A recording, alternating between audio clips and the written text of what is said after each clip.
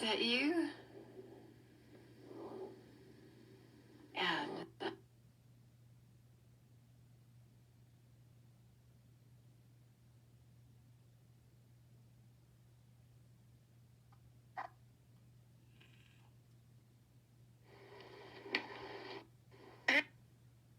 Hey, Lou. You see, I've got my red light. we did it. Dang it. Gosh. That light's supposed to shine right on my face. Hey, there we go. Now I can see me. Now you can see me. Now I can see you. How are you? Oh, Itching like crazy. what do you call that? You call that something? Paresthesia. It's not Okay. paresthesia. It feels like your skin is moving. Yeah. Okay. Yeah. It itches. And it feels like your hair is all standing on end, but painfully. It doesn't hurt. And for me, I get this weird thing in my... Go ahead. It hurts in, like, the follicles, doesn't it? Like, the hair. It just... Like, it's the strangest... It's like having goosebumps over your whole body, but painfully, but without the actual goosebumps. Yeah. It's not fun. And, you know, I thought I was done with this being such a severe symptom, but this last week and a half or so, it's come back stronger than it has in at least a couple of years. Weird, like we won't have something. Aggravating. We won't have something for so long, and then all of a sudden it'll come back. You know, it's... Yeah, and that's, I think, one of the most frustrating aspects of this, you know, like the internal vibrations from the akathisia. I thought I was done with that like a year and a half ago, and they came back like last September, and I haven't stopped vibrating every day since then. And it comes in varying frequency, intensities, levels of intensity, but when it's at its worst, I will literally, this is the akathisia vibration, I will literally wake up in my sleep clenched in a ball with my muscles held so tightly, like, and I feel like there's an earthquake. I feel literally like the building is shaking, but it's not. My body's not even shaking. That's the difference. This is without my body even showing it, but it feels like the entire building is shaking and there's an earthquake. Yeah. It's very disturbing. Right. Well, we feel a lot of painful, sensations that aren't real through this. I mean, they're real to us, but I felt things that weren't actually like happening, you know, like... Yeah, well, our nervous systems are all... I don't even know the term to use. We're fried. They were fried, and they're healing, you know. So we're going to notice things in our bodies that other people don't. You know, although even before medications, I was a very sensitive person to begin with physically. And I've always been more hyper aware of what's going on in my body and physical sensations than most people that I know. Yeah. So this just made it, I mean, you know, when I first came, the final time I came off meds in 2018, it was like having the sensitivity of... Oh, no. Hold up. You're frozen. No, there you are. No, I can. You're moving again. But it was like, you know, and I know others have felt the same way. It's like, you know why babies cry so much? I can tell you why, because everything freaking hurts. I thought the sounds hurt, the lights hurt, the noise hurts, everything hurts. Touch hurts, the clothes hurt. I hope that's not true. I really hope that's not true. But we don't remember it. It's like... No. Well, we're fortunate that we don't remember those things, but here we are going through it because of medication injuries. The only thing I can compare it to is what infants, I used to teach preschool. I studied from conception to age 8, and they are so sensitive. And I remember, like, when the Blue Angels that fly over San Francisco every year, when I worked at the preschool and the Blue Angels would fly, we had to prepare for a week ahead of time, and the toddlers you can't prepare them. They feel, all they know is their whole body is vibrating because of the planes overhead, and they run screaming to the nearest adult. It doesn't matter what you tell them. A toddler, 2-year-old, cannot understand what's happening. Right. And that's what my body felt like in 2017 when I was in full-fledged psychosis, when doctors cut my medications in half earlier that year. I was in withdrawal and I didn't know it. You know, I mean, I've been in withdrawal for a long time, but I didn't know it. but I remember, and through the psychosis that I was in as well, I remember hearing helicopters go above, and it was like I was in a war zone. And I would curl up, and I was homeless at the time, and I would curl up in a ball by a tree and rock and plug my ears and hum and rock because it was so terrifying, or just cry. I'm so sorry. You know, and that's what 2-year-olds, that's what little kids do, and that's what these medications, an abrupt cessation anyway, will do to your nervous system. I'm so sorry. Me too. It's like we've been to war, isn't it? I feel like I've been to war. I can't, like tonight at dinner, you know, the questions she's asking me, which are normal questions people ask, you know, and I'm sitting here going, my God, you know, like I've been in prison camp, you know? Well, the isolation of going through this healing process. Oh my God. And I remember that shit you were talking about, the parathesis, whatever shit you're talking. My skin fucking itchy, crawly skin. Oh my God! I've scratched it raw, you know. I've just scratched it raw.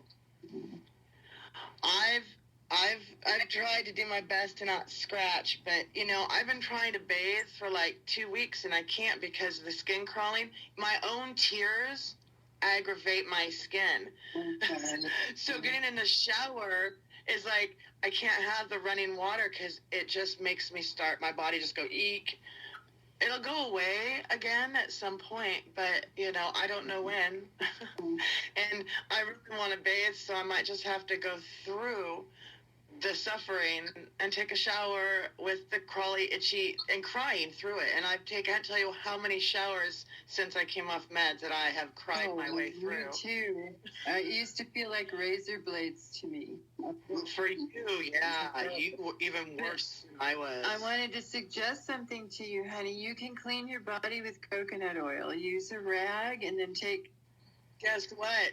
If oil touches my skin with the paresthesia, it aggravates it. Didn't for me. No, I got lucky. For me, the oil makes it so much worse. I wish it worked like that. No, anything on my skin other than like a lotion will work, but oils I can't do. But it doesn't stop it. No, but I mean, it helped. But what I'm saying is it would clean me, you know, like I could use that as soap, you know. No, I spray water. I have my blessed waters that I bless and have shungite in, and I spray them all around me, and I do energy work when I spray it, and I put intent to clear my energy and to clear my mind. And I'm seeing there's a Lisa Shannon on here, and she's understanding. She doesn't like the bathing either. Hi, Lisa's awesome. Have you met Lisa? I don't believe I have. You guys need to meet because you're like energies. Oh yeah. Cool. What symptoms are you experiencing right now, Lisa? She said hi. It might take a minute. Sometimes it. I know. Yeah. So just so you know, my medication, my sleep meds are kicking in, my THC. So we'll see how much longer I remain coherent. Because I took a good dose to go to sleep tonight, and I forgot when I agreed to talk with you that I'd done that. That's all right. And I went to the bathroom, and I'm like, oh, the meds are kicking in. Oops, that's okay. So you're not homeless anymore. You rent, like, is it a one room? Where are you? I'm in what's called supportive housing, and it's also called an SRO, which is single room occupancy. It's subsidized housing for formerly homeless people, and most of the buildings have cockroaches and rodents, and they have insane rules. It's like living in juvenile hall, and they treat people like real shit, and I'm like the only clean and sober person in the building practically. And I've got a tweaky ass jerk to the left of me that booms his bass day and night half the time. And there's a lot of sketchy stuff. You can't, I have to leave my door barricaded against neighbors who go crazy trying to come in my room, or mistaken identity. I had someone try to come in my room once because he was looking for someone who robbed him. And I'm like, and my door stays barricaded, It's honestly, I was safer on the streets in some ways, other than with my door barricaded. I hear you. These places suck. So sorry. I would have gone back to live outside if my back would have allowed it, but I couldn't physically take care of myself anymore. And honestly, I would not have wanted to be homeless during COVID because it was so much harder to get your phone's charged, to get food, to get services, anything. But no, there is something to be said for being homeless. There's a freedom in it. And there's a lot of stress in it, too, and it's not great. But if you know where to tent and stay away from the craziest people, you can do it okay. You could tent right over here, and I could feed you, and you could shower here and watch TV with me. There's a whole desert. There's a whole desert out there. No. I do want to come down and do a desert tent camping trip with you, though. That would be so for sure. Cool. Uh-huh. The problem with city camping, one of the problems with camping, my phone is doing something weird. Okay, hold on. Who else is here? Hello, Benjamin. I don't know Benjamin. Do you know Benjamin? We all kind of know each other. Yeah, okay. If they're on here, I haven't been in the groups so much in the last year and a half or so, 2 years. I don't have a lot of energy to put towards other people as much as I wish I could do more for others. I have so much going on in my stressful life that I have to conserve my energy for me and what I need, and just getting through my days mostly. Yeah, sounds like. But but desert camping with you be fun, although I'm not a fan of all the sand, but as long as I'm not having paresthesia at the time, I should be okay. That sand would drive me crazy right now. God, see, even my own hair just touching my ear is making me itch. I gotta shave my head again. I just try to rub and pat it. And you know what I do when the symptoms come up? I'm trying to learn to detach to a neutral point and go inside and just thank my body for healing and tell it I love it. Thank you, bless you. And at least now my memory has improved enough that I can actually remember to stop and say it's only temporary. And I know now that it's temporary. It won't last all year, because until the last few months, I had so many memory problems. It was hard to remember that it wasn't eternity that I was going to be like that.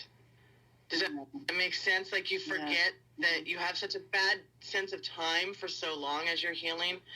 Now I'm getting to a place where my memory works better, and I can pull information up in my brain better than I could before, except in really bad cognitive waves where it's just... Oh my gosh, yeah. It comes and goes so drastic. It's just like... Right, wow. People are like, why can't you remember this, that, or the other? And I'm thinking, man, I'm doing good to survive the last hour that I just went through, It's like... I have no idea what's been going on up here.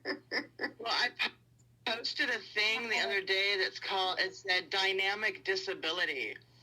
And I'm like, this is so perfect. I came across a friend of mine posted it on her site and I put it on my page, because a dynamic disability is a disability where you can totally perform this task at one point, but at another time you can't perform that task at all. It's a dynamic disability. Sometimes your brain works right, sometimes it doesn't. I haven't been managed to be able to get disability, honey. I don't have what it takes to make that happen. It takes a lot of patience, and I know you've had the wrong. You have doctors who have screwed you, and I'm so sorry on that. You've really got the shit into the stick with some of the stuff that you've been through, and I am so sorry. So have you. So have you. Yeah, I have. We all have. I've been alone in this room for the better part of 4 years. I'd say 80% of the time by myself. It's not right. It's not good. So it's amazing that I have not taken my life. It is amazing that I have stayed sober and clean and off meds because, but after what I experienced with a decade of psychosis from benzodiazepines, and after this whole hell of coming off the meds, I will never drink again. I will never put anything like that stuff in my body again. I want to heal, and if I don't end up healing, that's down the road. But I am healing every year, and I am someone who has probably more abrupt cessations than the vast majority of people. Because that's what I didn't know when I first started telling my stories a few years ago. There's so much I didn't know. But what I didn't know is that the short-term use of benzos, like 5 milligrams or less, for no more than a month at a time, multiple times in my 20s, abrupt cessation every time, because, no one talked about that before. I developed akathisia slowly but surely over those years, and it was so subtle that it seemed like a natural progression of my own conditions.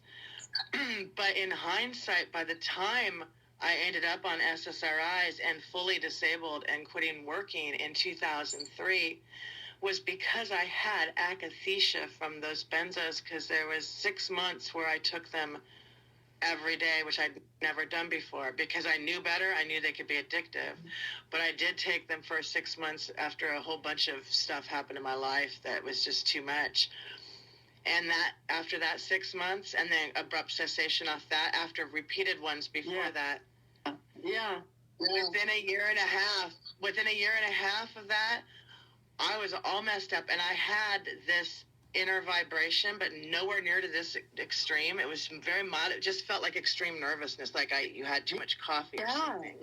I was jumping at every sound, and I became agoraphobic, and I couldn't even open the curtains to let the light in because I didn't want people to see me, and I would jump at every sound. That was not my normal anxiety. I had specific phobias that I only had panic attacks for those phobias before benzos. They made me agoraphobic. I ended up on the SSRIs, and I have abrupt cessation after abrupt cessation, and then I was trying to be smart. I thought I was being smart. I thought I was being smart by taking the benzos only as needed 3 or 4 times a month to leave my home.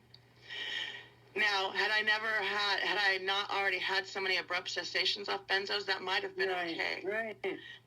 But I had abrupt cessation, so what I was doing unknowingly was every month, I was kindling my brain again 3 or 4 times a month, taking the benzos for a day. Right. That's what. And I did that for 7 years. I did that for 7 years, and 3 years after I was 33 or 34 or 34 or 35 when I went and got disability. Okay. 3 years later, they reassessed me, and they did a cognitive test for me.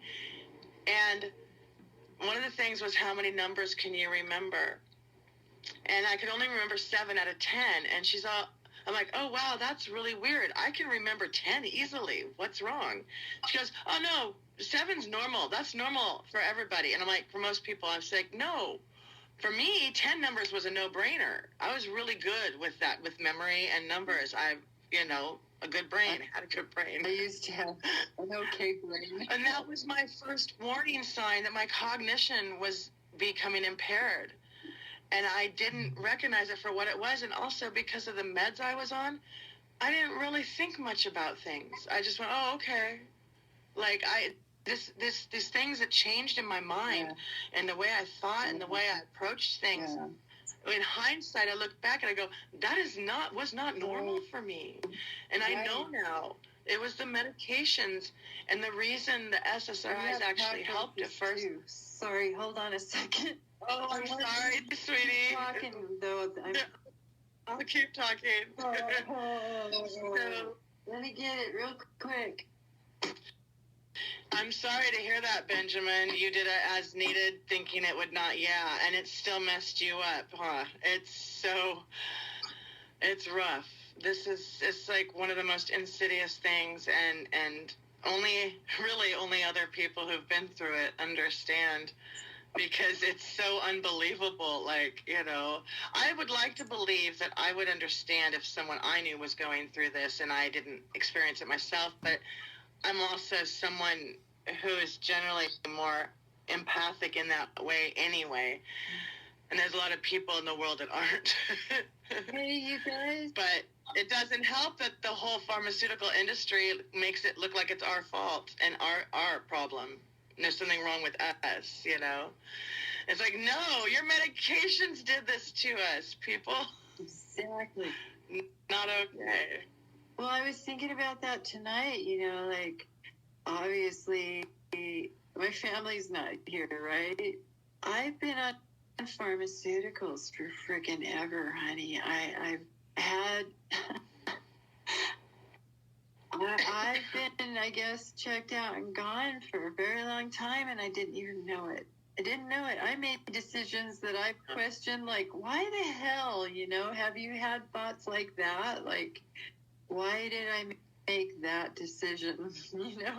I don't know. I don't know. I wound up homeless too. I was sleeping out with the homeless people down by the riverbed here. I shaved my head.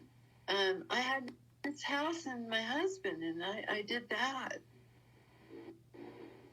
I know. You've Lucinda, you are the best example of the fact that we can heal that is out there, because your pictures of a few years ago, look at you now. It's just incredible. I mean, since I first met you a couple of years ago, I've watched the improvements in you, and it's just amazing.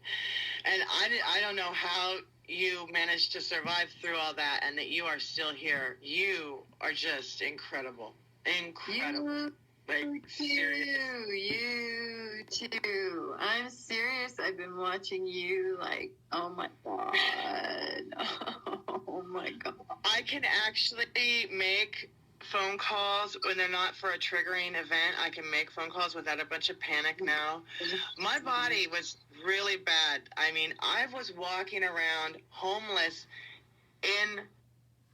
basically in and out of tolerance withdrawal, meaning I was experiencing full-blown hallucinations, auditory and visual. And I was in La La Land. I was not living in reality. I'm right there with you. I was doing the same thing, oh my God, how did we survive that? And then knowing here, like, if I got thrown out, I wouldn't live, Oh, that's a whole game changer.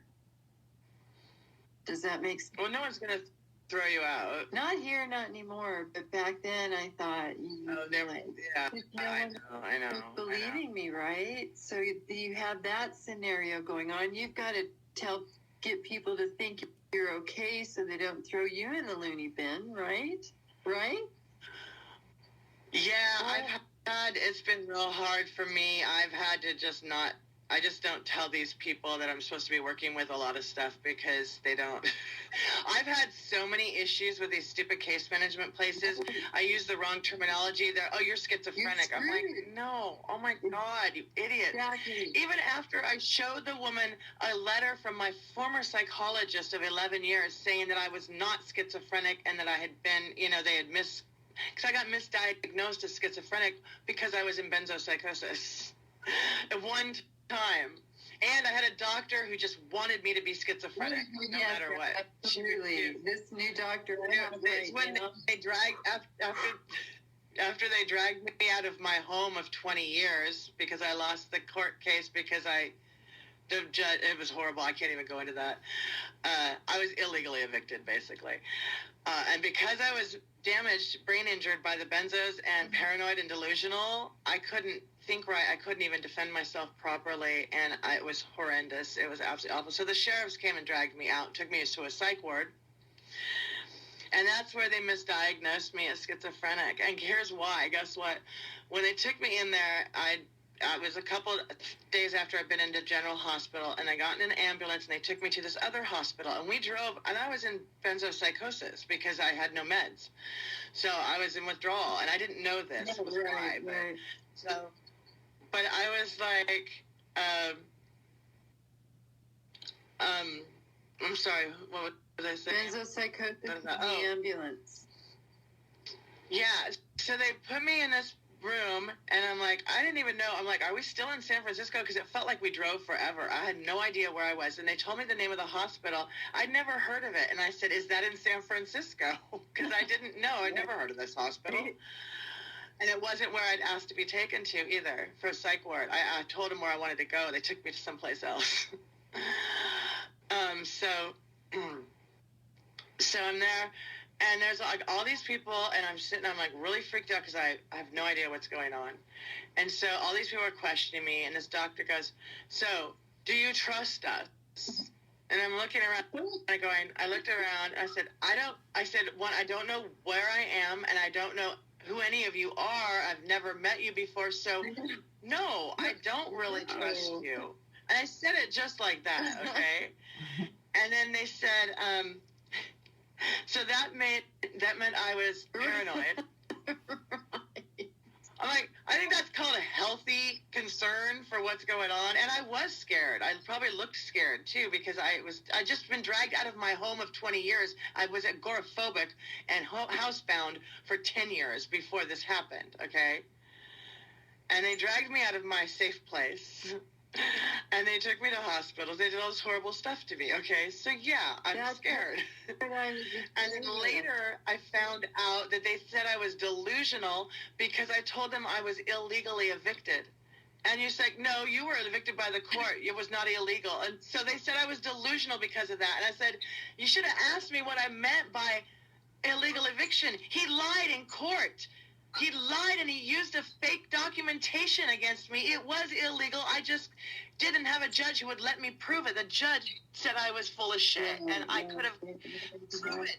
If they had tested the fucking ink and paper on that lease that he showed them, it would have proven that it was signed 10 years before he says I moved in. I'd lived there for 20 years. He said I only lived there for 7 or 10. I was like, you fucking dick. Pardon me. Anyhow. So I'm in the psych ward, and that's how I get schizophrenic. And then they put me on an antipsychotic, okay? They didn't believe I was agoraphobic either. They refused to let me eat in my room. They refused to feed me and all sorts of stuff because you're not agoraphobic. You need to go eat with everybody else. I couldn't leave the room without panicking. I was like... Honey, when I was in the mental ward... I was legally disabled with agoraphobia and... major depressive disorder for 10 years. They know better. And yet they still gave me the Zoloft and the Klonopin. Yes. They in fact, have you noticed that's when I ended up. It's really fucked up. I know. That's when I ended up on the Klonopin twice a day, every day, and then I was fucked after that. I got worse and worse and worse and worse. And then they doubled my prescription after I got out, and I got worse within a year. I was so much worse. You know what? I got hurt by the floxing, and I turned myself in. Oh, that was the worst thing I could have freaking done was go to the mental facility, because from there my life was in toilet. So I understand your journey there, honey, and they were awful in there. Those places are horrible. Well, they put me on an antipsychotic. The people... I tried to... I tried to tongue the antipsychotic they gave me, and I didn't know they had quick dissolve tablets. So the nurse is at the door, and she turns to say something, and I tried to speak, and all this green foam came out, and I'm like, fuck. And guess what? 4 days on this antipsychotic, and my left jaw muscle started spasming. I never took it again when I got out, because I got out right after that. I never filled a prescription for it. I never got it again. I never talked to anybody about the fact that I was hallucinating, that I was hearing things, seeing things, because I knew they were going to fuck me up. And I didn't know it was because of the benzos either, though. I thought that I had finally gone completely insane. And I didn't tell people. I just started disappearing from my whole life and ended up hanging out with some crazy motherfuckers and homeless and all sorts of I shit. knew it wasn't okay, you know, so you start hanging with people that will accept you, right? Well, that's the thing that I really got out of being homeless, was completely accepted, crazy as hell, and all. It didn't matter. My street family, that's the first time in my life that I felt so fully accepted, no matter what, no matter how crazy or out of control I got, and that was something that was really good for me. Right. And I miss that. I miss my street family, I mean, other people do too, but I was also used to be the kind of person, you never saw me. You never, unless you lived with me, you did not see me cry. You did not see me be depressed. Even if I got depressed, you did not see it. I hid everything, and which is not healthy. That's how you end up on medications, and it makes it worse. And then you get medications that make it impossible to hide everything, and you become one of the crazy people screaming and yelling on the streets. And reacting at everything, and getting dragged off by police and arrested for no reason. All sorts of crap. It's just awful. Hi, JoJo. JoJo's struggling right now, too, honey. She's having a heck of a time. Do you know her? I'm sorry, I was trying to read some comments. I know, huh? I'm talking to you and not, paying attention. I was going to go back to It's good to talk to you, Lucinda. You, sweetheart, and it's good to just talk like this. I think people would appreciate this. That's all I've been trying to do is share. I could, for the longest time, I could only make pre-recorded recordings and post them online. I could not speak to people in real life, even. When I first came off the benzos, I could not speak. In 2018, after my final abrupt cessation, they put me back on them for a few weeks, and they rapid tapered me, and then I jumped off of them. But them putting me back on kind of saved me, I think, because I was completely bonkers and in full psychosis until they put me back on them. I don't even remember making it back to the stabilization room or them putting me on the meds. I just have, stuff that I took pictures of and things that I saw. I couldn't think in words. Sweetie, I didn't remember most of my life. The minute I walked into that mental facility, they hit me with something, right? From that day on, I was gone. Yeah. What they do is criminal. And no one came to visit me, and no one was checking to see what they had given me, It's just such a weird. And I'm telling this new therapist, right, that I don't know how to make chicken soup. I know how to cook. You guys know this, right? I couldn't figure out how to cook anything. I couldn't figure out how to boil. That's that cognitive wave that comes and goes. Oh my God. And she's looking at me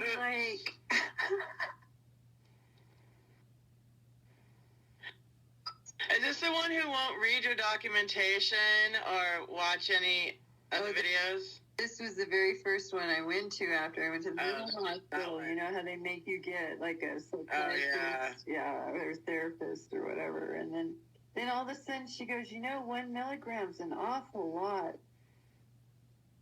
I'm all, it is?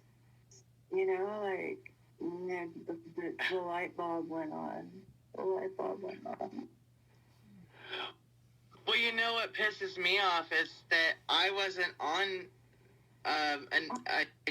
when they switched me to Klonopin, I wasn't told, and clearly my psychiatrist did not know either, that it doubled the amount of benzo. So they gave me the same, because my insurance refused to cover the other stuff anymore. It's because I'm on Medi-Cal and Medicare. And this is back in 2004 or 5 or 6, maybe, when they put me over to the Klonopin. I think when they put me on Klonopin is when I got worse, honestly. But they doubled my dosage without me knowing, because Klonopin is twice as strong as what I was taking prior. Get this. I didn't know that till well after I came off the meds. I'm like, that is messed up. I ended up on more medication than I needed, because even my psychiatrist didn't know. Well, it's craziness. I was prescribed 3 milligrams a day of Xanax, and I could only handle a half of a milligram at first. I was like, I never made it up to 3. Thank God. Yeah. That's good. But just the 1 milligram, I was freaking gone. And you guys are taking how much Klonopin? How many milligrams? Oh, I ended up at the end, for the last 7 years, I was taking 2 milligrams twice a day. But compared to some other people's stories, that's nothing. I know people who are on such insane amounts. I'm like, I can't believe they're still okay. I'm like, how did that work? Really? I was like waking up because I wasn't breathing, it was bad. I would have been fine with just a Valium, but they wouldn't prescribe Valium, and Valium was a safer benzo. I didn't know what to do. I kept going back. Like, I was seriously, every week I was calling, going, there's something seriously wrong with me. Like, immediately I was like, I can't leave my house. All of a sudden I couldn't leave my house, and he wasn't believing any of this shit. He's like, whatever, and everybody was. I know. Everybody was. They were just like, what's your problem, Well, I was relieved to find out and to realize that the agoraphobia that I developed was because of the medication, that it wasn't me. Because, I was never someone like that. I was like not a hide in my house person. I was not like that at all. And I wonder, like, how did I degrade to all this? I'm like, oh my God. And I look at the benzo stuff, and now I'm like, in hindsight, I see the progression of what it was doing to my body and heightening my nervous system. I mean, drinking alcohol did not help. I did drink a lot of alcohol, but I know people who drank way more alcohol than me that are nowhere near as fucked up as me, because they never took medications. Can I ask you a question? Did the agoraphobia just all of a sudden hit, or was it gradual? No, I got less and less comfortable around people. I started working from home more, because I worked at a job that I could do that. And I just started withdrawing more. And I had a point where I quit my job for 3 months. I was like messed up. And I'm like, okay, I got to pull it together and go back to work, right? Yeah. So I did. And then like a year and a half later, it happened again. Only this time I can tell where the benzo cognitive stuff had been affecting me. I was in a miserable job that I hated too, and I was miserable as well, but I just cracked at work finally. And I got laid off. I got fired. I mean, but I was already struggling to even make it to work anymore at all. It was just really bad. And then I broke down, and I said, my psychologist had been trying to talk me into antidepressants for a couple of years. I finally broke down and said, fine, I better try something, because I'm just going to kill myself. This is ridiculous. And of course, they said it was just my anxiety and stuff. So they gave me the stuff, and it helped. And it got rid of the mild akathisia that I had from benzos that I didn't know was akathisia. But the second time when I became housebound, I couldn't open my curtains. I was afraid of people, everything. I was not like that before. I was not like that. And even before I became agoraphobic, I remember starting to have to sit in the corners of a table at a restaurant in the back. I felt too exposed. I remember all these things started changing. I was a little bit like that, but not that way. And it got worse and worse. And this was after multiple short-term use and abrupt cessation of Valium in my 20s. Right. And then after that, 6 months of a lot of use of it during a trauma period of my life, that's what really messed me up. And that's where the akathisia became like this whole body, like it wasn't mental akathisia at all at that point. I didn't have racing thoughts. I just had this terror feeling in my body and a slight vibration that just made me, like, sounds were really loud. Everything, it was just extreme. And that was Bind. And I didn't know I had Bind and Akathisia. Yeah. So I ended up on more meds, and then I just went to hell. Right? You think you're going crazy. You don't know it's the meds. So you're like, oh my God, I need more meds because this is happening now. I don't know. It's just a vicious circle. It's a vicious circle. Yeah. It's terrible. Yeah, wow.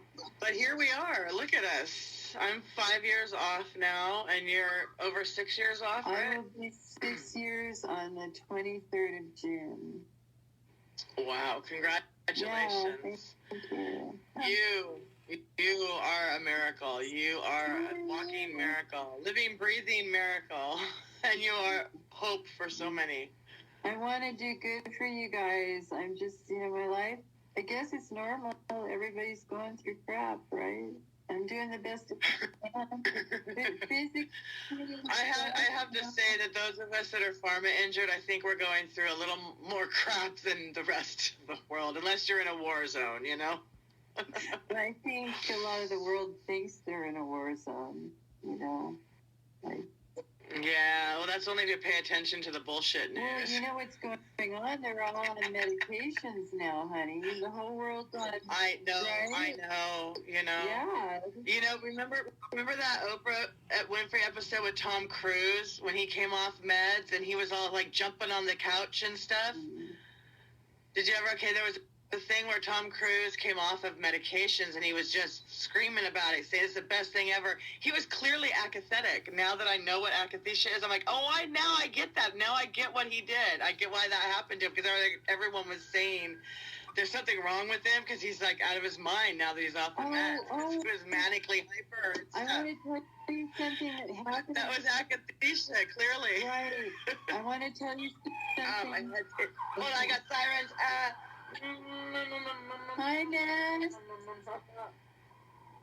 Hi, Jennifer. Oh, hi, Carrie. I want to tell you something that happened tonight that just really touched my heart, right? Are you okay? Yeah, I'm just trying to calm my body. The sirens, they don't send me straight into panic anymore, but it does something to me. Look at my eyes, sweetie. Look at me. Hi. Hi. I'm just rubbing my chest and breathing. Go ahead and talk whatever you were going to say. Then.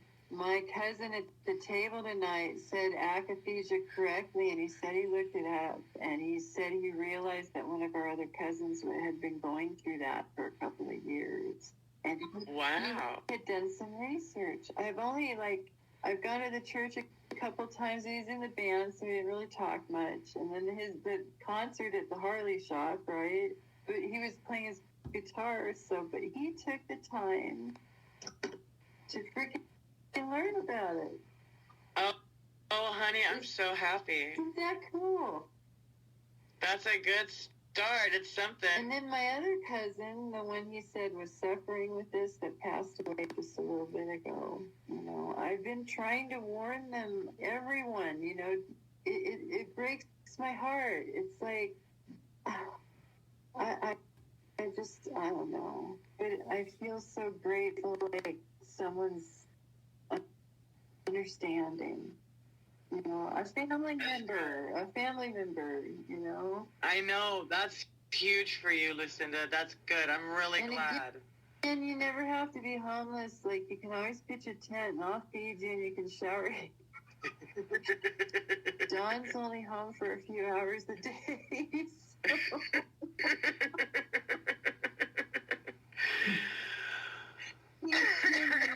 Well, I do hope to come down and see you. The friend that I was supposed to go see in June, she's not going to be able to have me come down in June, but later in the summer or something. Not going anywhere. So when I go down, I'm definitely want to come through and see you. And I see my eyes are closing. I think my medication is making me too sleepy to continue. I'm like, Okay. Yeah.